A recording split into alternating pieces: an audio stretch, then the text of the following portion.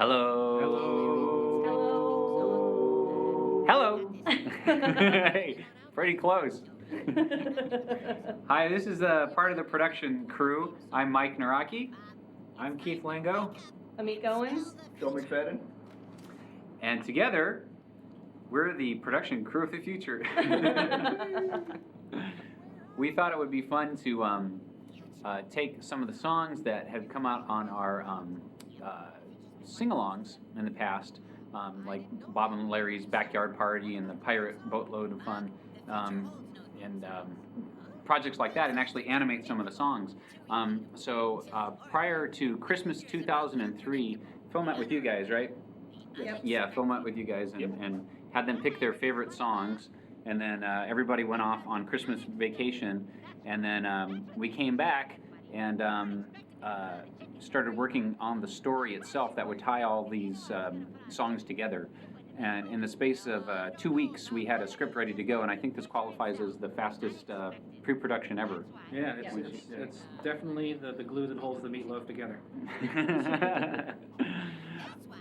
Oh, we forgot to talk about Larry's chicken head. Well, it was We missed a golden opportunity. Never again. But the concept here was, we needed to figure out a way to put these songs together. So we thought it'd be fun to, come up with this random generation of why these songs would be together. And, this whole show of the future came to mind. And also we've had a lot of fun with the penguin robots, Rusty and the Ventrolomatic, over the years. And wanted to throw them together with Bob and Larry. We thought that would be fun. So, and they fit the whole future motif really well. And they're easy to animate.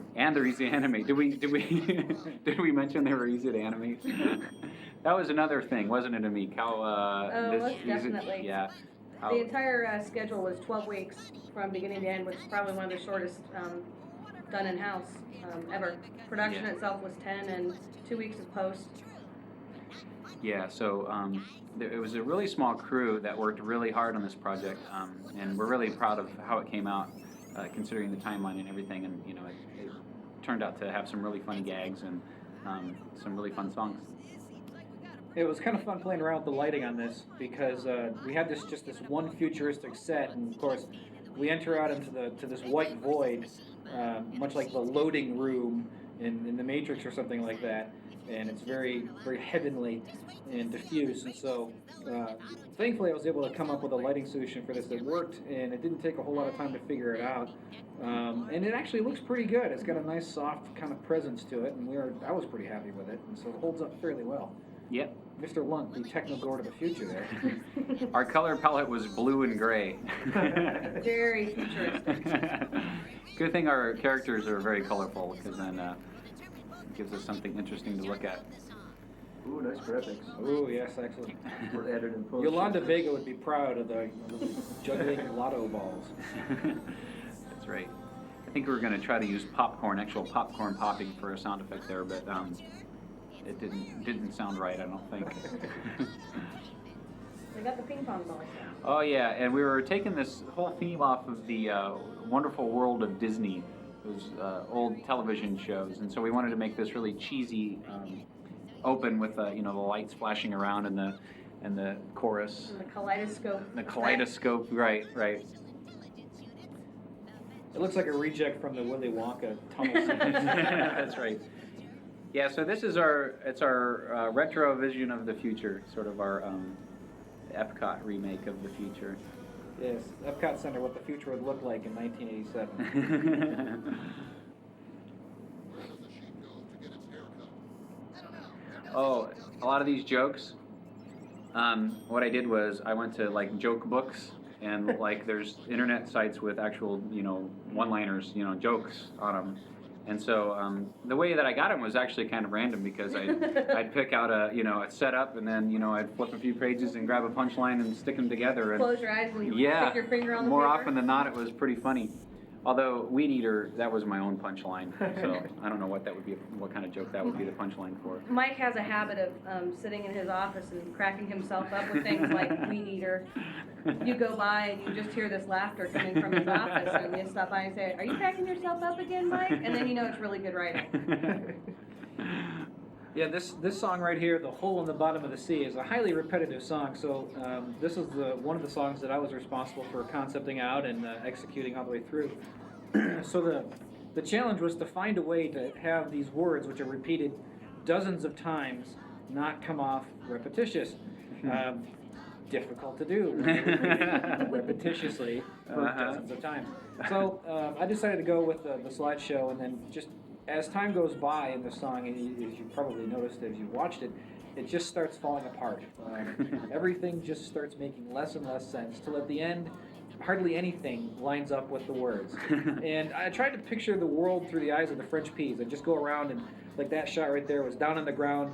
I'm thinking, if I were a French pea taking a picture of a hole, what was, so there's a lot of stuff down on the ground, like ground hole covers and manhole covers, and we've got ourselves. Was that a planetarium that went by? Yes, was it that was. the Adler? That was the Adler Planetarium. Great. Yeah, the peas like to spend time on Lakeshore in downtown Chicago. Yeah, absolutely. They also like to spend time out near Joliet taking pictures of water towers. The peas, they get around, no? Yeah, they sure do. They hang out at the mall, take pictures of water fountain. How many pictures did you take, do you think? Did you count them? Well over 100. Oh, great. So that was Good thing for digital photography, or this could have been really expensive in all the processing for film. Oh, absolutely. Digital photography is the way to go.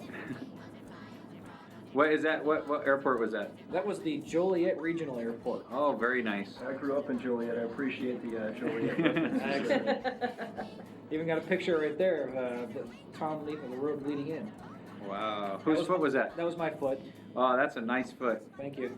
Yep. Slightly Ran fungus. out of ideas. That was a nice dinner that somebody made for us. That was lovely. Where'd you get that C? That's a nice C. I can't remember. It was somewhere in Photoshop. I think I just found a font that looked nice. Now, as I recall, you had a picture of a toilet in here. I did, but Yeah. you guys made me Oh, yeah, take we it out. replaced it. Yeah, Lyle, the picture of Lyle was actually a picture of the toilet originally. Yeah, it was. So, yeah. You guys So, made me take it out. But it that's was right. fun. That's a picture from actually Tampa Bay right there. Oh, yeah? I took that while I was on a trip down to a Ringling school and teaching the animation students down there. Oh, that's nice. So I figured one of these I have to get a picture of the sea, because all the beginning sea shots are actually shots of Lake Michigan, but it's frozen solid. Oh, yeah, we did this in the winter. Yeah. It's frozen. And this was a rather cold winter, too. Yeah, so it was, thankfully it wasn't too all messed up, so it kind of looked like water from a distance. Sure.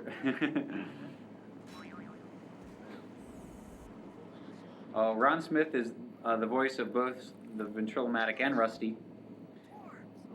You don't have to. So do it was any, fun. What's that now? There was no effects on that. That's what he sounds like in real life. That's right. Yeah. It's kind of gargly. He had a bit of a cold. Oh, this is another one of yours, Keith. Yeah. This is Zacchaeus, and we kind of kicked this thing around and wanted to do a puppet show, make sure it was kind of fun and straightforward and simple. So I wanted to make sure it was peppy, not puppy. We worked on it. Phil Demetriadis did the drawings of the characters based off of a design that I gave him, and he did a really nice job with all this stuff, and it made it really easy for me to put this thing in there. I mean, in Jonah, we were looking at hours per frame to render. This thing was taking 35 seconds a frame. So, Sweet. built for speed. It's Well, and the style of the artwork that he did is very different than a lot of the stuff we've seen in past VeggieTales as well. I really like the style that he chose to do this. And there's actually, in the group of people, the very back, the guy in the back with the big tall head, is a caricature of the art director from Jonah, Joseph Pulich. Oh, really? I didn't know that. There he is. Oh, that's cool. Oh, yeah, look at that. That kind of looks like him, doesn't it? Although Joseph Pulich is looking like another fellow today. He had his hair all greased up. He goes back and forth. Oh yeah, Over his looks. he's just completely unpredictable. Decided to throw some foreign languages in there for our folks who find other languages funny, like me. Those other languages, they are funny, no? Yeah, they are. And the trickiest thing about all this was what to do with that whole Egyptian theme that kind of pops up into this. And I just decided, what the heck, we'll just play with it. I mean, logic, who cares about it? It's a VeggieTale. We're not exactly trying to make sense out of this stuff. So, making Pod dance and slide, it was not geographically or historically accurate. No. Mike Sanderson and Brian Ballinger did the animation for Rusty and Ventrilomatic, and they just had a great time doing it. And Ron, who again was the voice of Rusty and Ventrilomatic, was the director on Penguin, so he knows those characters very well and provided great voice talent to go with the animation, or for the animators to work from. Oh yeah. Yep. This is where Rusty starts to lose it. Yep. Starts to freak out. Oh, there he goes. That's a great piece of little animation. It's just that little eye shift. Oh yeah. There's nothing to do it with, but it still comes across. It's really fun. Oh hey, Keith, here you are again. Oh, wow. Talk about your work. And actually, this is a few years old, isn't it? Yeah, I completed this short film in the spring of 2001, and showed it around at a couple of film festivals, and have had it. And showed it around here at the office actually a couple of years ago when I finished it, and Phil liked it. So at the time, it was just one of those little curiosities, little oddities. I do these things at home to kind of scratch itches, like the dog. These guys actually have names. That's Ed, and the other guy is Mozart. The dog? The dog is Mozart, Oh, and the blue okay. guy is Ed with two that's E's. nice. Yeah. So Ed and Mozart. Gravy Crisp. Satisfyingly sweet meat flavor. I noticed you use the same color palette that we have in our Auto-Tainment set, which is kind of nice. Wow, didn't that work out well? And you'd almost think that Mozart, the dog there, is a little bit of a green vegetable if you weren't careful. That's right. That's the cutest dog I've ever seen. Yeah, that's a cute dog. He's fun. Everybody liked the dog. So I went ahead and made this, like I said, a couple years ago at home, pretty much just to kind of amuse myself and try some different stuff, play around with the graphical style, and tell a little bit of a story, and at the same time have a little bit of a moral of the story. I mean, I guess you could call me trying to play a little bit of Big Idea at home, but it was fun. And so we had the opportunity here where we had a hole in our show, and they said, hey, why don't you bring this along? I was like, sure, okay. So we got to render it all again, nice, new, and fancy, and a little bit larger, so it looks good. And Kurt did a really, really nice job making some new music for it. It's got a nice Charlie Brown groove to it. Yeah, you had Attack of the Bumblebee, or Flight of the Bumblebee. Attack of the Bumblebee. I am the killer bumblebee. Yes, we had a jazz piano variation of Flight of the Bumblebee for this, which was pretty good, but the quality wasn't up to where I wanted it. It was kind of pokey in spots, and so we decided to go ahead and run with something new, and that was fun. And pretty much just kept the energy of it. Really nice job. Yeah, it has a nice flow to it. I think when it was Bumblebee, it was frantic the whole time. Yeah. And this has a nice up and down flow to it, which is great. Yeah. Well, Flight of the Bumblebee is one of those weird songs that just is frantic. The whole time through. This little section right in through here actually kind of the whole dilemma, the catch-22 of survival versus pursuing his personal desires actually struck me while I was halfway through animating this thing. Sometimes I will do the cardinal sin and actually start working on something before I figure out how it'll end. How dare you? Yeah, well, it's okay to do that if it's just you, but it's not good to do that if there's a team of 50 people relying on it. So, and there's our friend the bird. He's decided to... And that was ice cream that dropped from the sky, right? Absolutely, yogurt. Yeah, okay. He was holding onto a cone. Yeah, yogurt. And I let go of it. Yogurt. Just so we're clear on that. Yeah. So, that was fun. Very nice. Oh yeah, see, there you go. I love the robot dialogue. It's so funny. Did you write all that, Mike? Yeah. Actually, I wrote it all, and then actually Ron went back through, and where the some of the phrases weren't sufficiently technical enough for the ventrilomatic. Oh, yeah. Ron got out his thesaurus and pulled out some fancier words. Especially the perspicacity. Yeah, perspicacity. Yeah, I'd never heard of that one before. I don't speak that fancy talk. Well, look, Oh, hey, here's Joe, yours. this is one of yours. Yeah, this one was fun to work on. It was very fun. All right, well, in depth. I didn't know what I was in for until about halfway through. I think I put a little too much into it, and I wanted to go farther than I did here, but we just ran out of time. How big was this space that you worked in? Did you get a lot of bang for your buck out of the set, or did you have to? It was really small. It was mostly just flats. Chuck Ballmer did the main background flats of the library walls Uh-huh. and the ceiling that you see sometimes. And other than that, there's very little in here. All those books you see, that's all flats, just textures painted on. Uh-huh. So yeah, there was very little room used in three-dimensional space. Mhm. But for some reason, a lot of the book shots took a long time to render. I think the little crevices in the book. Oh yeah, to get them casting out to shadows. buzz. Yeah. it took Yes, forever Joe to has actually render. taken the record for the most books in a CG file away from Beauty and the Beast library scene. And some of these rendered slower than our Jonah shots. But, Oh wow. Yeah, just because of all those lines. Yeah. Yeah. Joe Spataford did the texture on the carpet that you just saw there. And that worked very beautifully. I want some carpet like that in my house. Didn't he also do the illustrations for the book covers? Yes, he did. I forgot about that. Well, I didn't. I did that texture. Woo! A book. And There's it a says lot of it's news. A lot of news, yes. Yeah, The that's one that nice. you can't read. Originally, I had the idea of like a more of a music video, kind of out in space. You know, nothing really grounded, but decided to pull it back a little bit. These books falling were fun too. Each of those is hand animated. Wow. There's no No motion capture. no motion capture. Didn't really push real books out of a giant bookshelf No. to no, get that. No. Not at all. Everybody loves the bow. I Yeah, that's a love nice the bow. bow. Nice bow.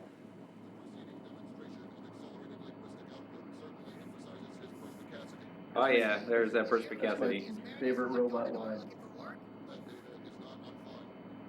It's amazing how many books there are of out there, just really standard jokes. And I never remember jokes. Like if somebody says, "Hey, you know any good jokes?" I always forget. But Right. it's just amazing the volume of work out there of jokes. Oh, know? yeah. And many of them very bad. Yes.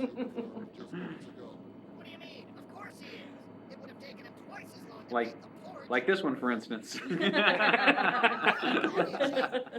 I was sure you made that up. This is one that you bring your lunch while you wait for the setup. Another lunch plug. This is the part that's kind of funny. Oh, he hasn't figured out that they're randomly generated emotions yet. I just like how Bob's starting to lose it. I mean, you have Rusty losing it, and then it just spills over to Bob. Next thing you know. Yeah, Bob's not comfortable with things not going well. Oh, I like Mr. Lunt's little Visor? techno visor. Yeah. Yeah, we went back and forth a few times on that one. Very futuristic. Yeah, he needs that for his eyes. That's right. That you don't. Like ever Jory. Is that what his name is on Star Trek? Geordi? Geordi. Yeah, there he is. He was just actually just wearing a big barrette. Oh yeah. Yeah, it's the wrong way. Oh hey here I Joe, am here's another again. one of yours. Yeah, this one was fun too. The idea I had, well, I won't give it away right now, I suppose, but kind of came from "Oh Brother, Where Art Thou?" The people riding around in the back of the pickup truck, advertising for the mayor, I believe it was. Oh, okay. So that's where the inspiration for this came from. Nothing from Elmo. You didn't have any Elmo inspiration. No, I'm not a big Elmo fan, so I hear those references and I have no idea where they're coming from. Well, Joe Spataford did all the art, and he's right around Elmo age. Speaking of that, what was so funny is that I personally am a stick figure type of person when I draw.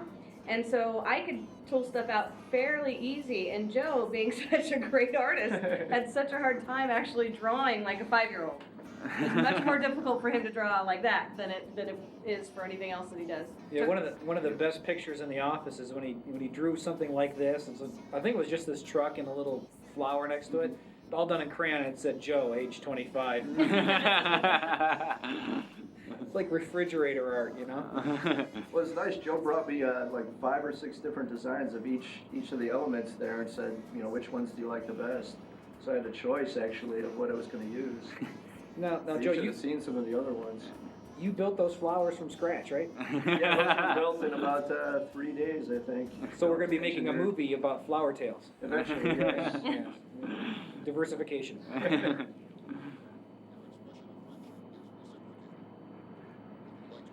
This Now is it when gets fun. Rusty starts Yep. to get a little warm.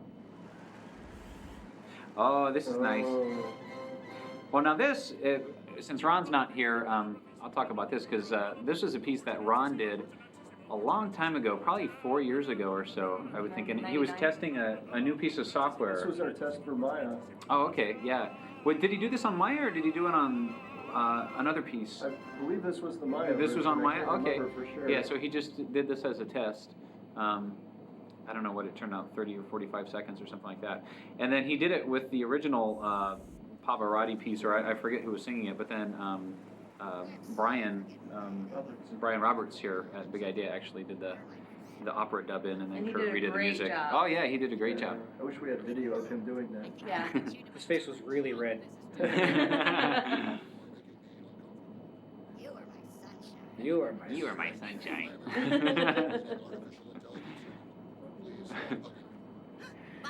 I think Rusty might be experiencing randomly generated This is all Ron's animation. He did a good job with all the interstitial stuff. Yeah. Ron Smith did all the Bob and Larry stuff, and Mike Sanderson and Brian Ballinger did all of the Rusty and Ventrilomatic. This is the first time Ron animated in a couple of years. Yeah, he's several been years. directing Penguins. Yeah. Yeah, like riding a bike for Mr. Smith. It's amazing how good it is too for how much he did. Yeah. Because you take a look at these feature films that animators there do 4 seconds a week. He was doing 9 seconds a day and pulling off this level of quality. Beautiful Yeah. animation. For the Bob and Larry stuff, yeah, that's great. And Chris isn't here right now, so we Yeah. can all talk about his stuff. This is beautiful stuff. Yeah, Chris Hickman is the Says you. animator that animated all this stuff, and it's really fun. I love these little spring kids. Yeah, Keith, talk about the Spring Kids. The Oh robot yes, kids. yes, the robot kids. Well, there's some notion from somebody, I think it was Mike and Phil, to have these robot kids chorus just kind of pop up. So when a lot of these sing-along songs on the CDs had kids singing in the parts, we thought, hey, let's go ahead and make some futuristic children. The children of the future are all metallic and round. So if you haven't yet had children, don't be surprised if your new baby looks like that. With wrench hands. Yes, well, yeah, the little wrench hands are fun, and I would have to say that Chris was the person who pushed these characters the farthest they've ever gone.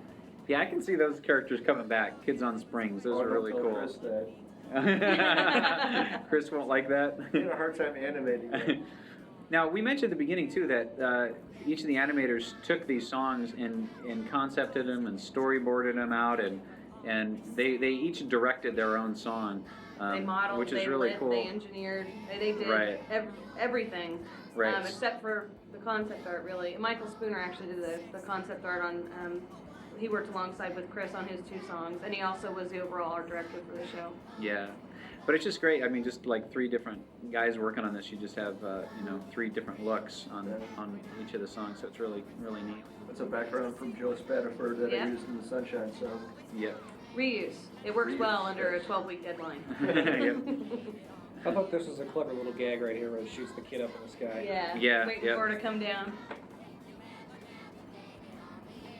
That's the first blue mule I've ever seen, though. That's nice. Yeah, Sal seems like he could come back sometime too. Don't curse Sal that. deserves another cameo here and there. Oh yes, the lilting singing voice of Padre.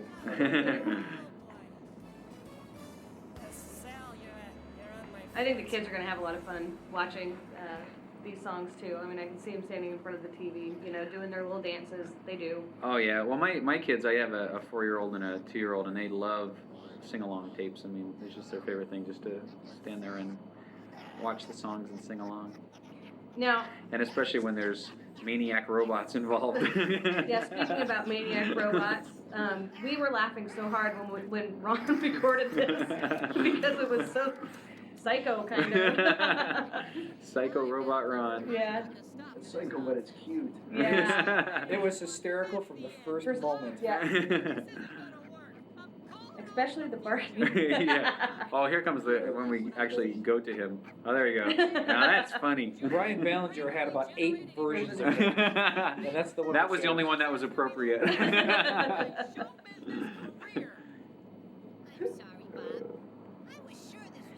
And here's where the lesson comes in that we actually did learn something today.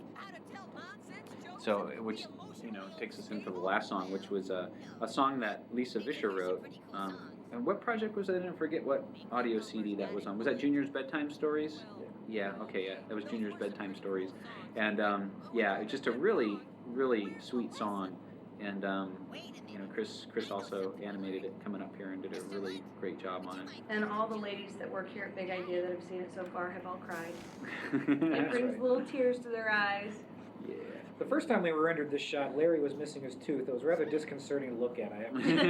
Yeah, I've gotten used to seeing Larry with his tooth. Robert De Niro look. When he gets older, you know, we'll have to give him a little denture tooth just in case he loses his. He wouldn't be the same. And if you listen close enough, when Junior and Larry are whispering back and forth, you'll hear Larry say, watermelon. Oh yeah, watermelon. Yep. And I actually did the voice for Junior because Lisa wasn't available to record, so I did Junior's voice and pitch shift myself way up there. And it works. And it worked, and it actually fooled Chris, I think, or somebody, or who was working. No, it fooled Ron. Ron was working on it, the animation for Junior there, and he didn't know it was Junior.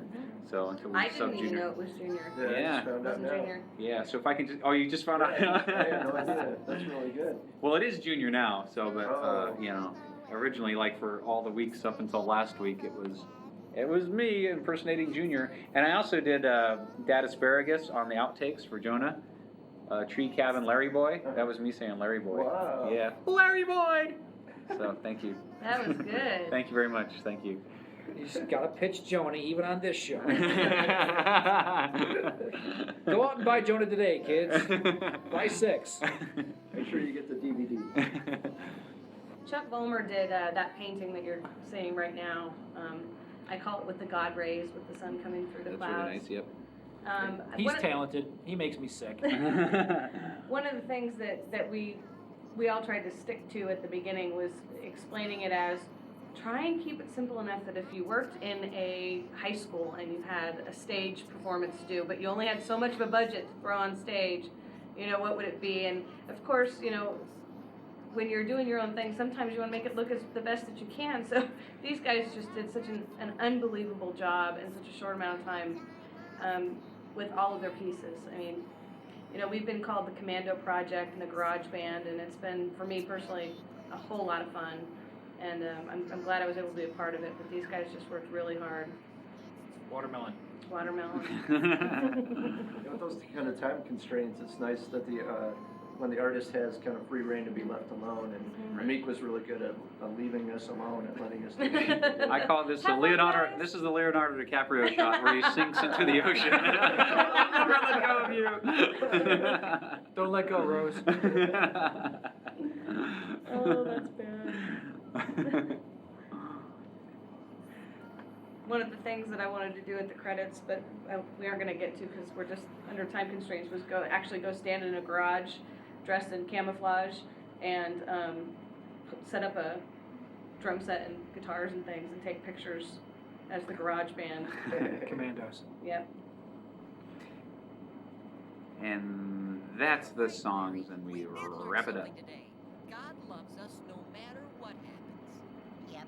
If we have the Yet good another day good or lesson. a bad Yep. day. Hey, where's our cool hats from the cover? I know.